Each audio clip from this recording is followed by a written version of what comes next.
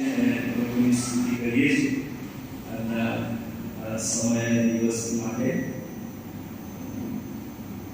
રવિવારથી અત્યાર સુધી ઈશ્વરની કૃપાનો આપણે અનુભવ કર્યો અને ઈશ્વરની એ મહાન કૃપાને કારણે ફરી એકવાર પ્રભુની આસપાસ એની નજદીક બેસીને પ્રભુના વચનો શીખવા માટે પ્રભુના ઘરમાં આપણે રહી આવ્યો છે એ માટે પ્રભુની સ્તુતિ કરીએ છીએ. પ્રભુ હંમેશા બહુ દયાળુ છે. તે વિશ્વમાં રહેતા દરેકને ખૂબ પ્રેમ કરે છે અને હંમેશાની નજર તમારી પર રહેશે અને માટે પ્રભુનો આભાર માનીએ છીએ. બીજે વન પ્રવેશ એ બાપ તું તેઓને માફ કર કેમ કે તેઓ જે કંઈ કરે છે તે જાણતા નથી. આજે લુકની સુવાર્તા તેનો 23મો અધ્યાય 39 થી 43 વચન વાંચવામાં આવે તેમાં બહુ અદ્ભુત વાત લખવામાં આવી છે. હું તને ખચિત કહું છું કે આજ તું મારી સાથે પારદેશમાં હોઈશ. એક ગુનેગારને, એક ચોરને જે શિક્ષાને પાત્ર અને યોગ્ય છે,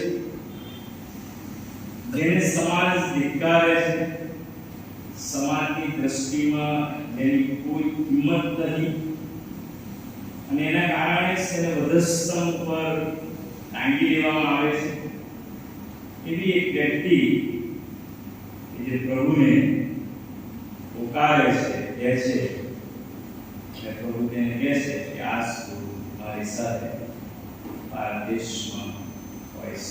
પ્રભુના દયા પ્રેમને માટે, પ્રભુની માફીને માટે, પ્રભુની અનુકંપાને માટે અને એની દયાને માટે, મરસીને માટે પ્રભુ આભાર માનીએ છીએ. પ્રાર્થના કરીએ. પ્રભુ અમે તમારો પુષ્કળ આભાર માનીએ છીએ. તમે કેટલા બધા ભલા છો.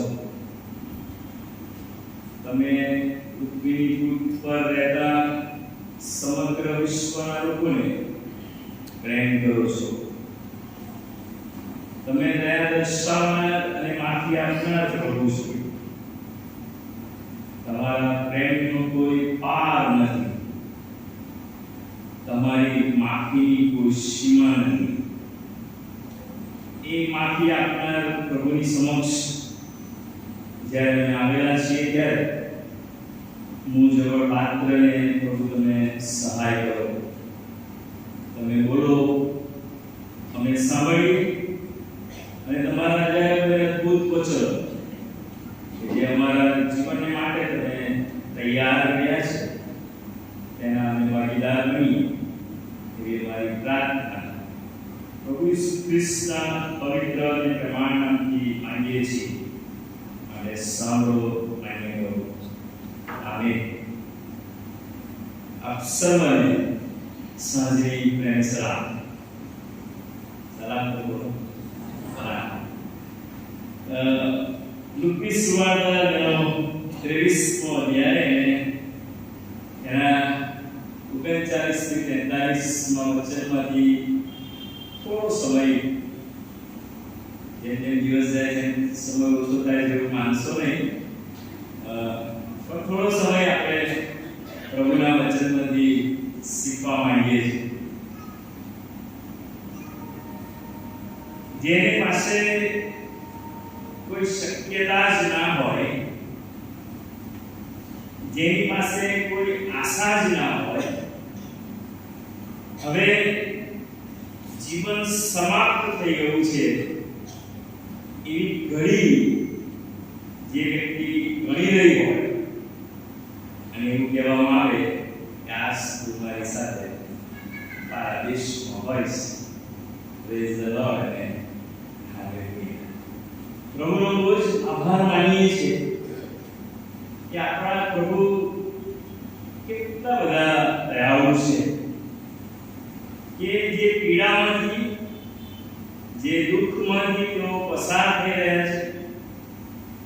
અને પાપીઓમાં તેમને ગણવામાં આવી રહ્યા છે.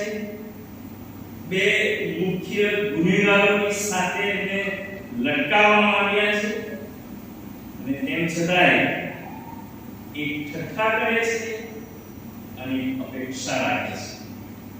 આ જીવનમાં આવું જ કંઈક મારા અને તમારા અને આપણા બધાના જીવનમાં આવું જ કંઈક બનતું હોય છે.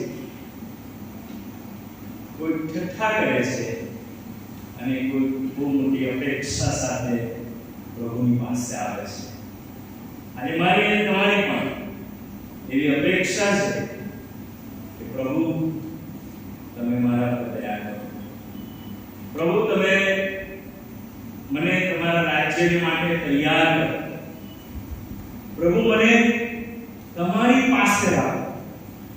મારી અપેક્ષા છે, મારી ઈચ્છા છે. અને તેથી જ્યારે આપણે આપણા જીવનનો એટલે કે માણસના જીવનનો વિચાર કરીએ તો ટીનેજ જે છે એ અભ્યાસ કરવાનો સમય છે.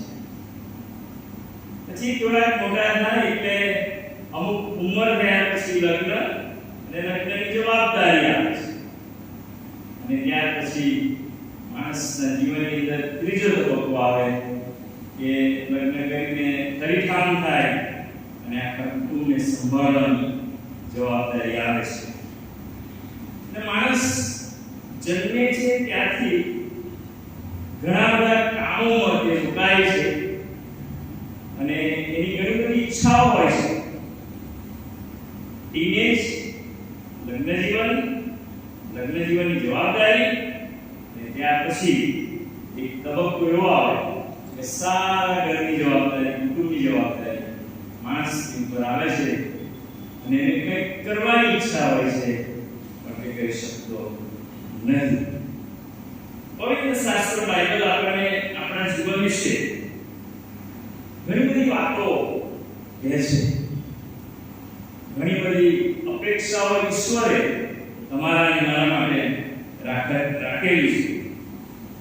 માણસનું જીવન જે છે ક્રમશઃ ચક્રની માફક ફર્યા કરે છે. એક તબક્કો એવો આવે છે કે જે જીવનમાં એ એટલી બધી કઠણ પરિસ્થિતિઓનો સામનો કરે છે એને કંઈક કરવું હોય તો પણ તે કરી શકતો નથી.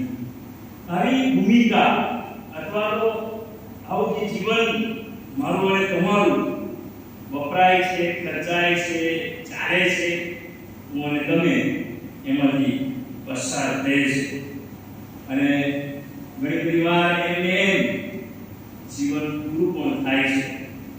પ્રભુ ઈસુ ખ્રિસ્ત જ્યારે બીજી વાણી ઉચ્ચારે છે ત્યારે બે ગુનેગારની વચ્ચે ઈરાદાપૂર્વક આયોજનબદ્ધ કરેલી આ આખી ચોકસાઈભરી પરિસ્થિતિ અને આ પરિસ્થિતિની અંદર વચ્ચે પ્રભુ ઈસુ ખ્રિસ્ત લટકાયેલા છે. અને પહેલી જે વાત હું અને તમે આજે શીખવા માંગીએ છીએ તો પહેલો ગુનેગાર તો સરસ ત્યાં સમજવાની વાત લખી છે. પહેલો ગુનેગાર કહે છે કે શું તું ખ્રિસ્ત નથી, ક્રાઇસ્ટ નથી, તારનાર નથી, ઉદ્ધારનાર નથી, બચાવનાર નથી. સોને એટલા બધા સવાલો, એટલા બધા વિચારો, એટલું બધું વિચારીને પ્રભુ ઈસુ ખ્રિસ્તની તરફ દ્રષ્ટિ રાખીને શું તું ખ્રિસ્ત નથી? તું તો યહૂદીઓનો રાજા, તું તો દાવો કરે છે. તો કટાક્ષ ઘણા શબ્દોમાં બહુ અપમાનિત કરતા શબ્દોમાં આ પ્રથમ ચોર ગુનેગાર એ પ્રભુ ઈસુ ખ્રિસ્તને સવાલ કરે છે.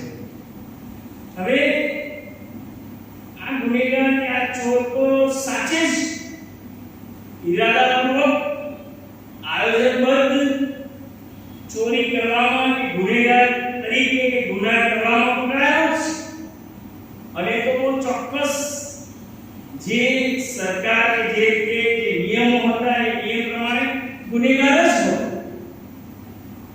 જો તમે બાઇબલ વાંચશો તો પ્રભુના વચનમાં બહુ સ્પષ્ટ લખવામાં આવ્યું છે, ગુનેગારે તો ઈરાદાપૂર્વક જ કૃત્ય કર્યું, ઈરાદા સાથે જ કામ કર્યું.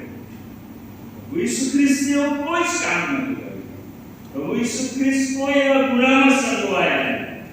પ્રભુ ઈસુ ખ્રિસ્તે કોઈ ઈરાદાપૂર્વક એવું કામ કર્યું નથી. પણ કટાક્ષથી, ઠઠ્ઠા અને મસ્કરી ભર્યા અવાજથી અને સતર્કથી, શું તું ખ્રિસ્ત નથી? તો ખ્રિસ્ત છે. તું તો દાવો કરે છે, એ તો બચાવવાને માટે ઘણા બધાને કીધું છે. ભાઈ બહેનો, આજે સાંજે પ્રભુના ઘરમાં છીએ ત્યારે પહેલા ચોરની જે માનસિક સ્થિતિ હતી, અથવા તો પહેલા ચોરની જે માનસિકતા હતી, એ માનસિકતાને પ્રભુની સાથે વાત કરતા છતી થતા આપણે જોઈએ છીએ. ઘણી બધી વાર લઈએ હોય શું થાય,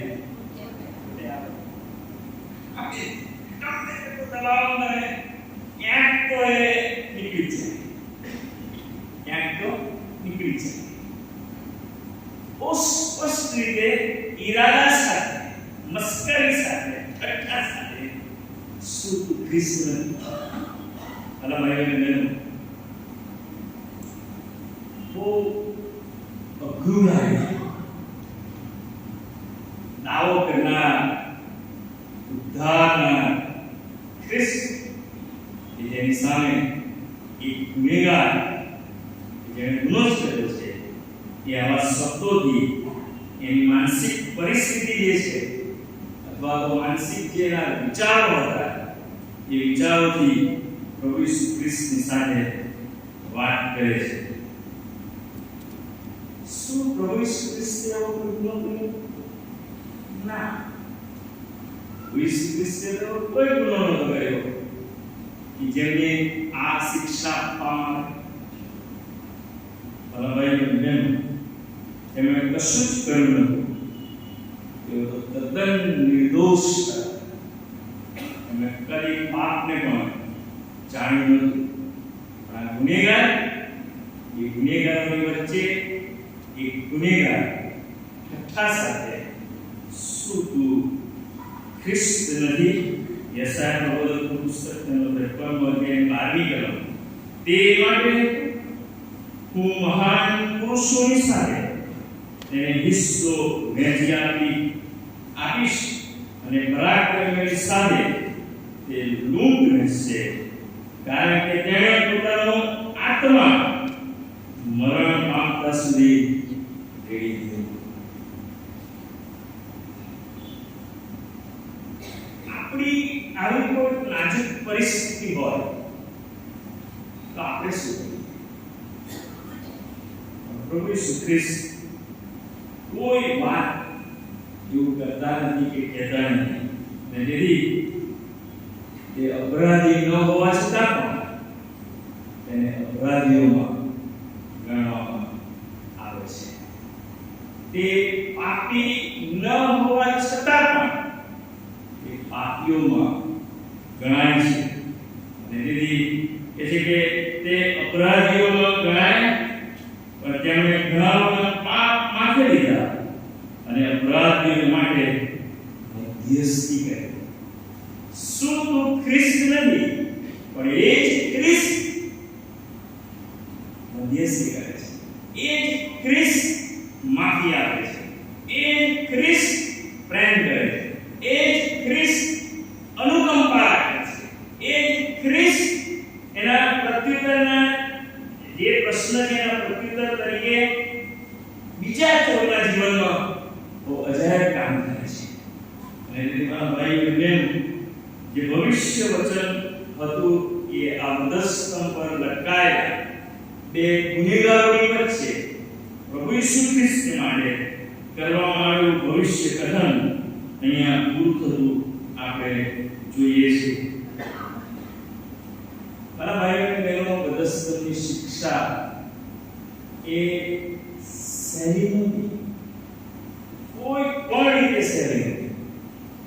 એ દર્દ સહેલું નથી, એ ક્રૂરતા સહન કરવી સહેલી નથી. અને તેમ છતાંય આપણા પ્રભુ બે ચોરની વચ્ચે આ શિક્ષા ભોગવી રહ્યા છે, આ દુઃખ સહન કરી રહ્યા છે. કટાક્ષમાં બોલાયેલા શબ્દો, ગુસ્સામાં ઉચ્ચારાયેલા શબ્દો, મસ્કરીમાં કહેવાયેલા શબ્દો કે શું તું ખ્રિસ્ત નહીં, તો તું પોતાને અને અમને બચાવ.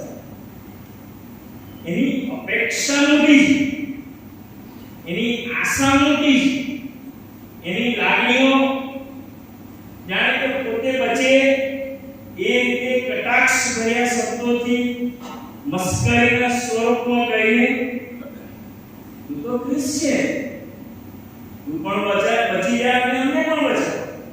તો ઘણી અઘરી વાત અહીંયા કહેવામાં આવે છે.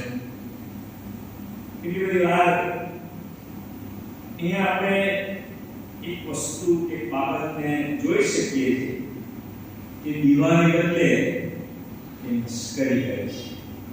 રાજાઓના રાજા અને પ્રભુના પ્રભુ, જે ઉદ્ધારનાર છે, જે તારનાર છે, જે પ્રેમ કરનાર છે, જે માફી આપનાર છે, એ ખ્રિસ્ત તરફ એની બીક, એનું ભય રાખવાને બદલે એના કરતા મસ્કરી કરતા અપમાન કરે છે. પોતે તો ગુનેગાર છે, પોતે તો ગુનો કર્યો જ છે અને પોતાને એમાંથી બચવાનું પણ છે. અને તેમ છતાંય બચાવના સ્વરૂપમાં નહીં પણ કટાક્ષના સ્વરૂપમાં જે વલણ અપનાવે છે એ અઘરું છે, અથવા એકાત્મક વલણ તેનું જોઈ શકીએ છીએ. ત્યાં એવું પણ લખવામાં આવ્યું છે કે છેલ્લે એવું પણ સમજી શક્યો કે આ નિર્દોષ ઈસુ કે આખી દુનિયાને બચાવનાર, પાપમાંથી છોડાવનાર, દેવના દીકરા તરીકે ઓળખાવનાર, આજે નિષ્ફળ હોય એવું એ પોતાના શબ્દોમાં જાહેર કરે છે. પણ એવું નથી. પ્રભુ ઈસુ ખ્રિસ્તો દેવ બાપની ઈચ્છાને સરસ પ્રાર્થના કરે છે અને પર્ટિક્યુલર એક વિષયને ન્યાય આપી ક્રમશઃ, ક્રમબદ્ધ કોઈ કારણ નથી એની પાસે. અલા ભાઈઓ અને બહેનો, અહીંયા સ્વીકારવામાં આપેલો ગુનેગાર પ્રભુ ઈસુ ખ્રિસ્ત તારનાર છે, બચાવનાર છે, એમને સ્વીકારવામાં એ નિષ્ફળ જાય છે. ઘણી બધી વાર મારા, તમારા, આપણા બધાને દુનિયાના લોકોના જીવનમાં આવું જ બનતું આવ્યું છે કે આપણે ઘણી બધી વાર સ્વીકારવું જોઈએ એ સ્વીકારતા નથી. ટીકાત્મક બાબતોને વધારે પ્રાધાન્ય આપીએ છીએ, એને હાઇલાઇટ કરીએ છીએ. અહીંયા ચોર પણ આવું જ કરે છે કે પ્રભુ ઈસુ ખ્રિસ્તને સાચા અર્થમાં સ્વીકારવાને બદલે એકાત્મક વલણ સાથે સૂતું ખ્રિસ્ત એક ખરેખર એમાં દર્દ હોવું જોઈતું હતું, એમાં માફીની ભાવના હોવી જોઈતી હતી, એમાં પ્રભુનો પ્રેમ હોવો જોઈતો હતો. એવું કશું દેખાતું નથી. પણ ટીકાત્મક શબ્દો ત્યાં જોઈ શકાય છે. કેટલા બધા આ પૃથ્વી પર એવા લોકો છે કે પ્રભુ ઈસુ ખ્રિસ્તને સાચા અર્થમાં હજી સુધી ઓળખી શક્યા નથી. જો આપણે ઓળખીએ છીએ તો પ્રેઝ ધ લોર્ડ. પણ શું હું પહેલા ગુનેગારની માફક આજે પણ બધા સંબંધે જડાયેલા પ્રભુ ઈસુ ખ્રિસ્તની સામે આંગળી કરીને એમ કહું છું કે શું તું ખ્રિસ્ત નથી? શું તું દેવનો દીકરો નથી? શું તું ઉદ્ધારનાર નથી? તું પોતાને બચાવ અને અમને પણ બચાવ. દુનિયામાં આજે ઘણા બધા લોકો પ્રભુ ઈસુ ખ્રિસ્તને સાચા અર્થમાં અને ખ્રિસ્ત એટલે તારનાર તરીકે સ્વીકારી શક્યા નથી, અથવા પોતાના જીવનમાં તેમને આવકારી શક્યા નથી. અને ઘણી બધી વાર વ્યક્તિ પોતે જ એવા દુઃખમાંથી પોતાને મૂકીને સહન કરે છે. જેમાંથી બહાર આવવું જોઈએ, પોતાનો સ્વીકાર કરવો જોઈએ, માફી માંગવી જોઈએ, સાચી બાબતને સ્વીકારવી જોઈએ. એ ન સ્વીકારતા પોતે જ જે પ્રેમ કરનાર પ્રભુ છે એનાથી પોતાના મુખને અવળું ફેરવે છે. શું તું ખ્રિસ્ત નથી? પ્રભુનું વચન કહે છે કે તેમના સોળથી આપણે કેટલી બધી વાર ને કેટલા બધા વર્ષોથી આપણે ખ્રિસ્તી બાળકો તરીકે જીવીએ છીએ. આપણે હંમેશા એમ કહે છે કે તારા સોળથી મને સાજાપણું મળે છે. પણ શું એ સોળ પ્રભુએ મારા માટે કર્યા છે? એ દુઃખ પ્રભુએ મારા માટે સહન કર્યું છે? બાઇબલ કહે છે પ્રમાણે કે પ્રભુ કે છે એના વચનમાં કહે છે કે એના સોળથી આપણે એટલે કે પાપીઓને આપણને માફી મળી છે, સાજાપણું મળ્યું છે.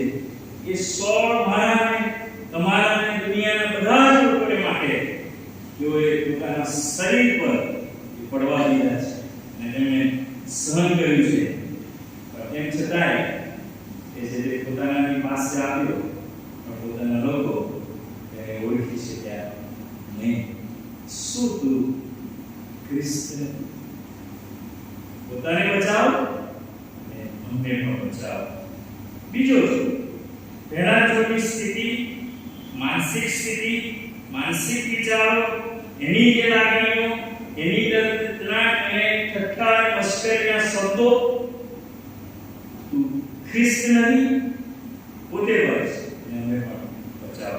જ્યારે બીજા ચોરની જો તમે વાત વિચારશો તો ત્યાં લખવામાં આવશે લુકની સુવાર્તાની અંદર લુક પ્રભુના વચનમાં જણાવે છે કે તે બીજાઓને એટલે કે બીજો જે ચોર હતો એને ધમકાવતા એણે કહ્યું કે તું તો એ જ શિક્ષા ભોગવે છે, કારણ કે ત્યારે કહ્યું છે વાંચો પ્રોસેસ વાત નથી.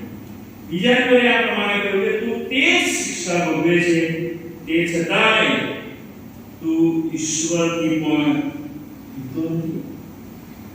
છતાંય તું ઈશ્વરથી દીતો નથી અને ઠઠ્ઠા કરે છે.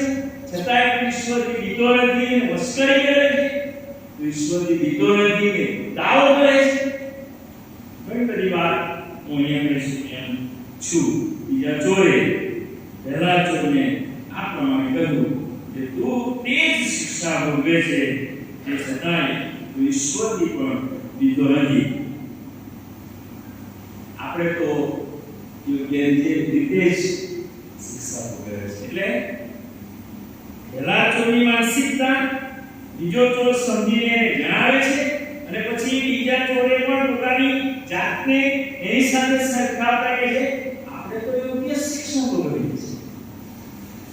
આપણે તો યોગ્ય શિક્ષા ભોગવીએ છીએ કારણ કે આપણે તો ઈરાદાપૂર્વક આયોજનબદ્ધ યોજના સાથે ગુનો કર્યો છે અને માટે આપણે તો આ શિક્ષાને યોગ્ય છે. બહુ સરસ વાત આ બીજા ચોરે કીધી છે, એટલે કે આપણે તો યોગ્ય રીતે જ ભોગવીએ છીએ કેમ કે આપણે આપણા કામનું ફળ ભોગવીએ છીએ. આપણે જે કર્યું છે આપણે આપણે જે આચર્યું છે, આપણે જે ગુનો કર્યો છે એનું ફળ ભોગવીએ છીએ.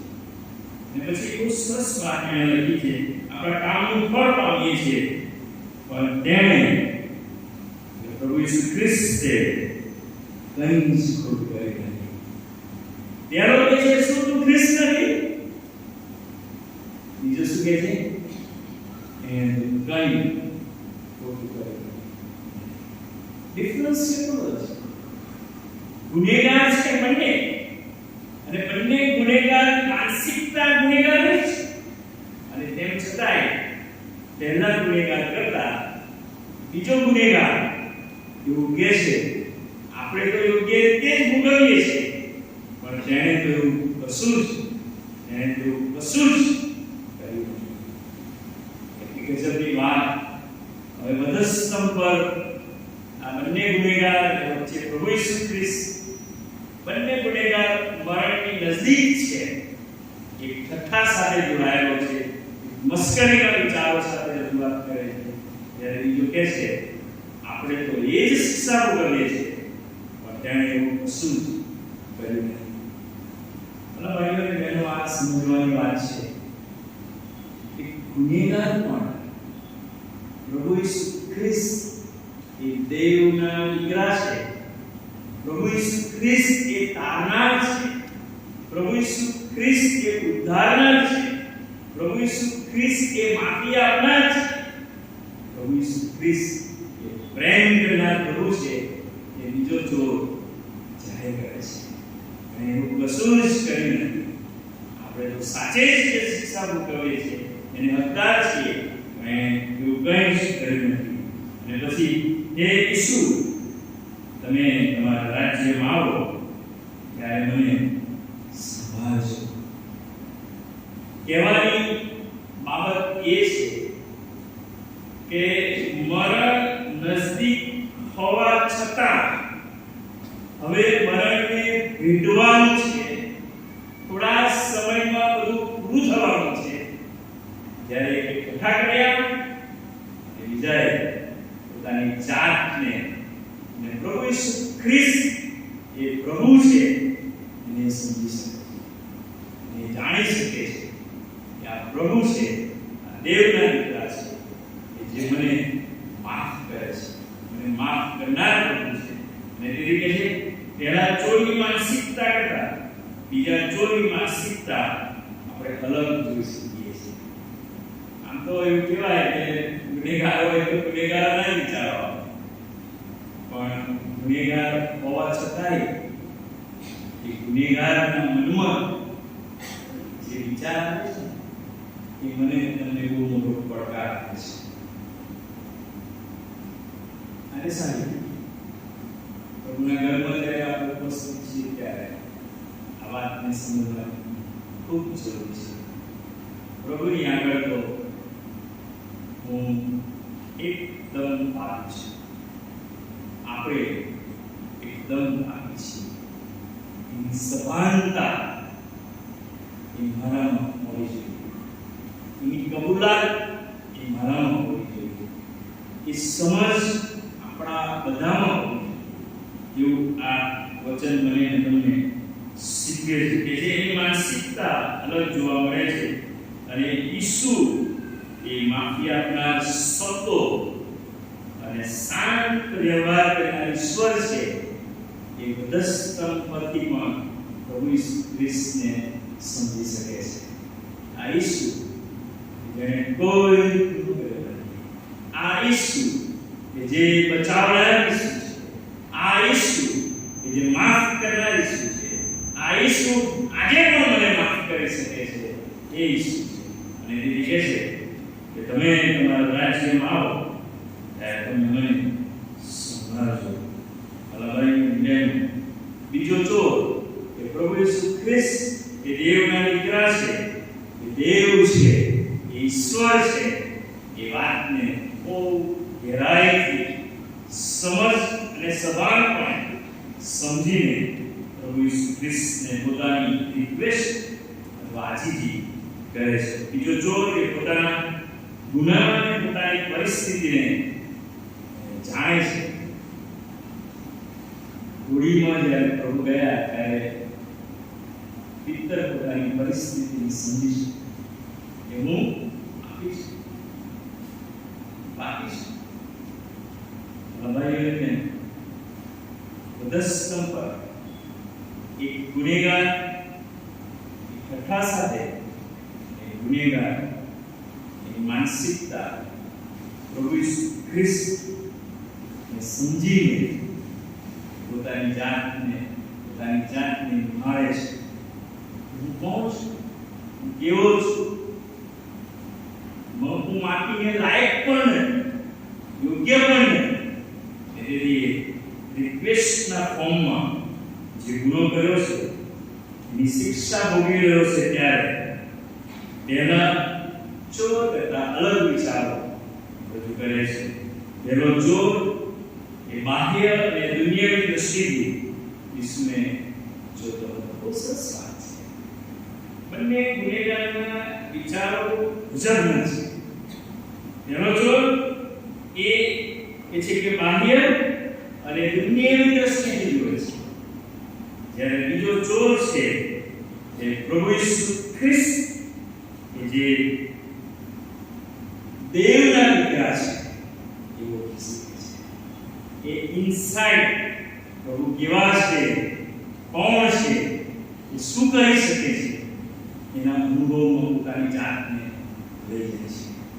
ભાઈઓ મેં દેવના દીકરા છે એવું એક ગુનેગાર પેલો જાણતો નથી, જાણે છે તેમ છતાંય ટીકા કરે, જાણે છે તેમ છતાંય અપમાન કરે. જ્યારે બીજો ચોર એ પ્રભુ ઈસુ ખ્રિસ્તને બહુ અંગત રીતે અનુભવે છે અને પોતાની જાતને પ્રભુની આગળ મૂકે છે. તો સંભળ છે પણ એ આખી વાતને પ્રભુ ઈસુ ખ્રિસ્તની પાસે લઈ જાય છે. એ ઈસુ જેનો અર્થ તારનાર એના અધિકારને આ વધસ્તંભ પર બીજો ચોર સ્વીકારે છે. પ્રભુ તારનાર છે એના અધિકારને એ સ્વીકારે છે. પ્રભુ મહેમાન એ ઘડી છે, સમય છે, હવે મૃત્યુ નજદીક છે. જ્યારે કહે છે તમે તમારા રાજ્યમાં આવો ત્યારે તમે મને સંભાળજો. પ્રભુ શબ્દો પર ધ્યાન આપે છે.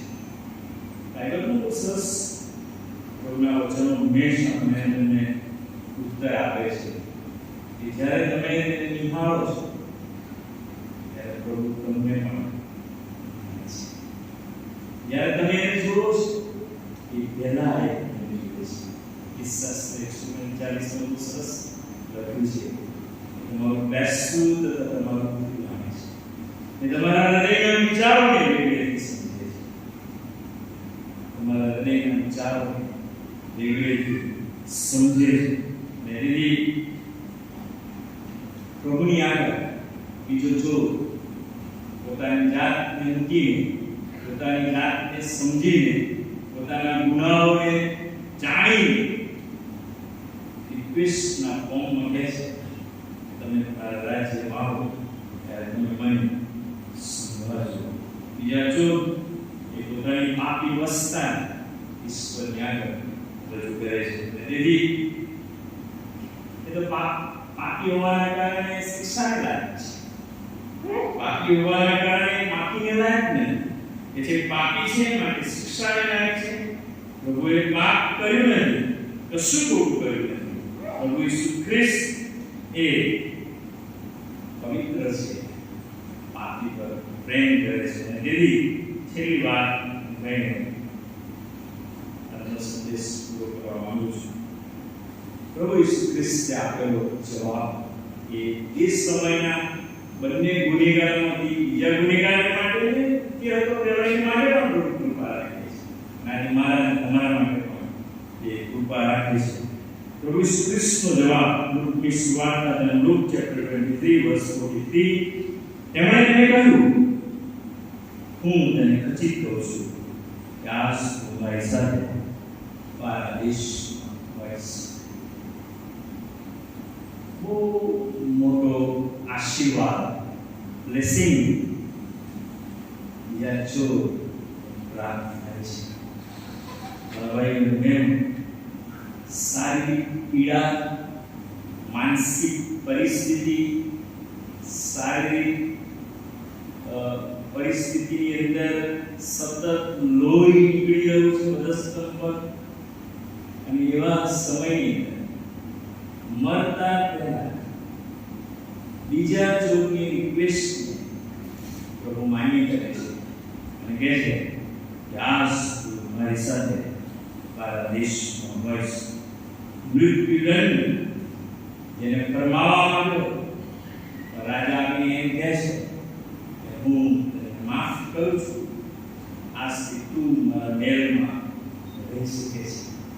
હવે તું તને મહેલની બહાર નહીં પણ મારા મહેલમાં મારી સાથે મારા ટેબલ પર બેસાડીને અને મારો બનાવવાનો છે. હવે ભાઈ બહેન, પ્રભુ અને તમને એ વાત કહેવા માંગે છે, એ આશીર્વાદ આપવા માંગે છે. શરત એ છે કે શું હું મારી જાતને પ્રભુના વધસ્તંભની આગળ મૂકી એ કહેવા માંગુ છું કે હું પાપી પર પ્રભુ તમે દયા કરો. એક જ વાક્ય છે, એને થોડું માંગ્યું. બાઇબલ એવું કહે છે કે પ્રભુએ બહુ તો ખાલી એટલું જ કીધું કે તારા રાજ્યમાં અને સંવાદ યાદ કરજો. બાઇબલ કહે છે કે પ્રભુએ એના માંગ્યા કરતા અનેક આશીર્વાદ એને આપ્યો. દેશના પ્રભુ મને તમને એ આશીર્વાદ આપવા માંગે છે. એના માર્ગમાં આદમ અને હવાએ કરેલું પાપ કે જે ઈશ્વર અને માણસ વચ્ચે તૂટેલી એ જે દિવાલ એને એક કરવાને માટે માણસે પાપ કર્યો, એના કારણે જે દિવાલ અને સંબંધ પ્રભુની સાથે તૂટેલો, પ્રભુ ઈસુ ખ્રિસ્ત આવી મારો અને તમારો ઈશ્વર સાથે જે સંબંધ છે એ જોડ્યો છે. મને તમને પ્રભુ ઈસુ ખ્રિસ્ત બાપની સાથે એક સંગતમાં જોડ્યા છે.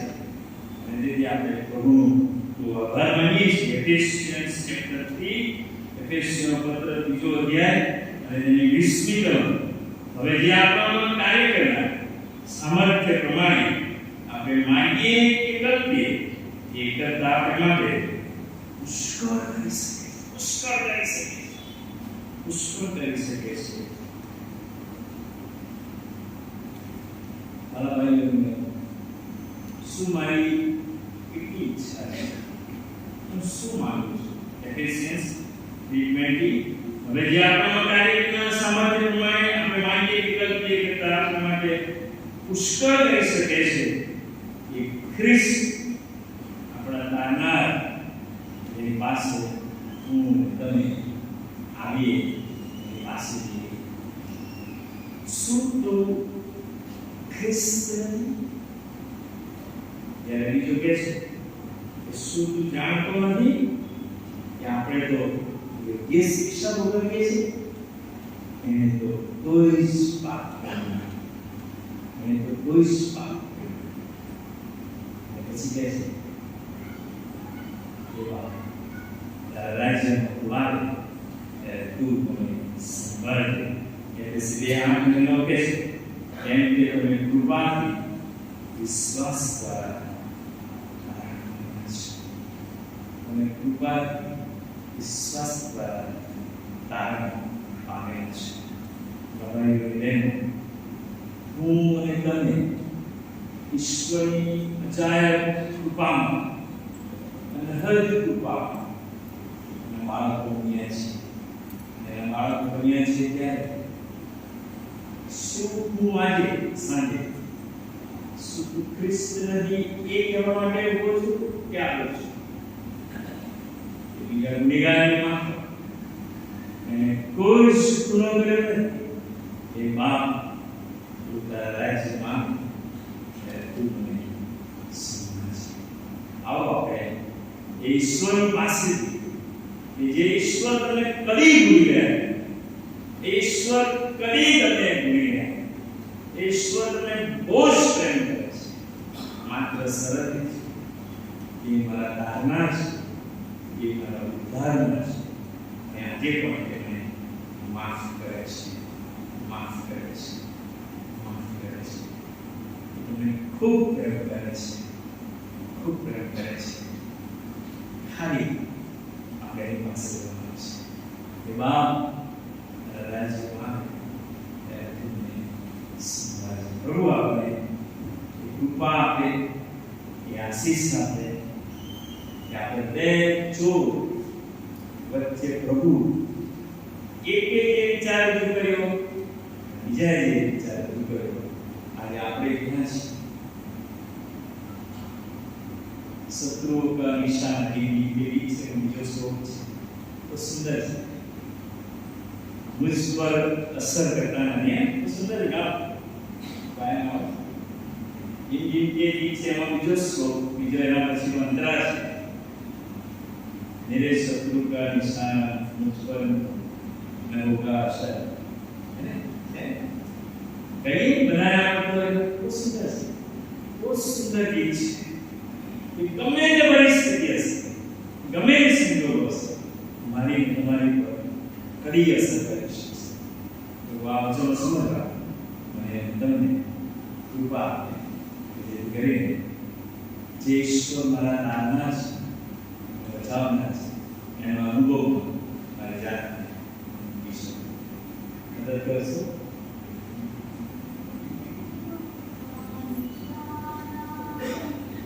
मुझ पर न होगा असर, एक पुतली जैसे सोनेगा मुझे अंदर इनके स्तुति करूं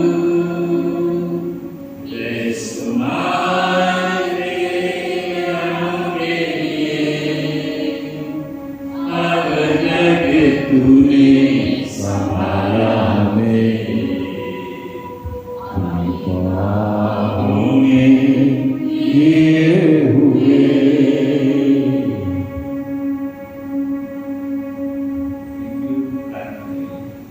जो प्रभुએ તમારી સાથે વાત કરી છે તો પ્રભુને તમે કહી શકો છો, પ્રભુ હું આવ્યો છું.